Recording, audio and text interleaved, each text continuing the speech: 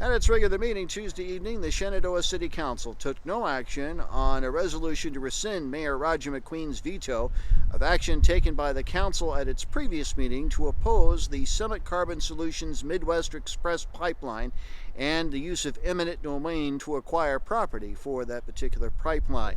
Both supporters and opponents of the project stated their cases before the council Tuesday night.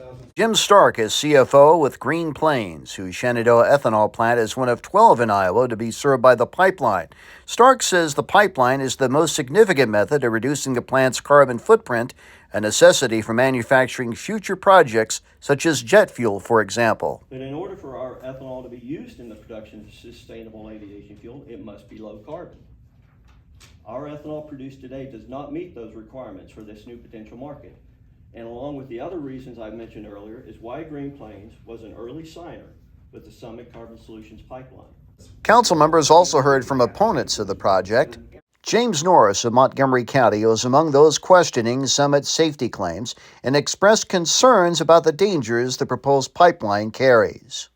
The thing you have to worry about is when you look in the eye of a constituent someday, when this thing ruptures and there's no water in town, or there's no water because they used it all, or because your wastewater treatment is a disaster, or because somebody literally gets sick or dies, did you do everything you could to at least make sure there were regulations in place to keep your constituents safe?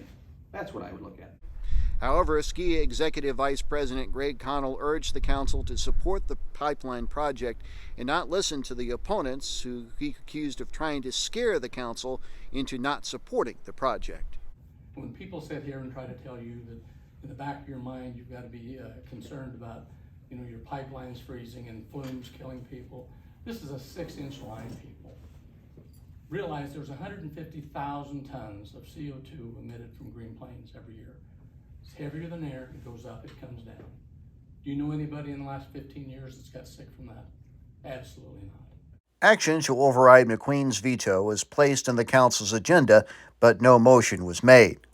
In other business, the council authorized City Attorney Milan Sorensen to make offers on 2 undisclosed parcels of land, one measuring 5.3 acres, the other 86 acres.